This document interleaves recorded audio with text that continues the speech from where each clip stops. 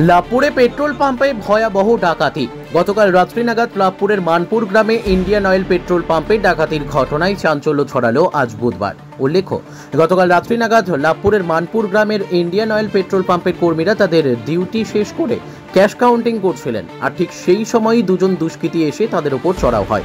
তারপর তাদের মারধর করে, এমনকি তাদের মাথায় বন্দুক ঠেকিয়ে 40 থেকে 50,000 টাকা লুট করে নিয়ে চলে যায় তারা।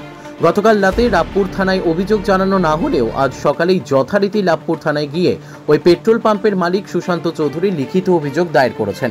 ইতিমধ্যে ঘটনার তদন্ত শুরু করেছে লাভপুর থানার পুলিশ।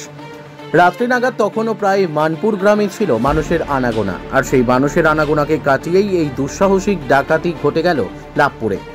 যদিও এই ধরনের ঘটনায় চাঞ্চল্য ছড়িয়েছে এলাকায়, ইতিমধ্যেই প্রকাশ্যে এসেছে সিসিটিভি ফুটেজ। কাজী আমিরুল ইসলামের রিপোর্ট, এস নিউজ বাংলা।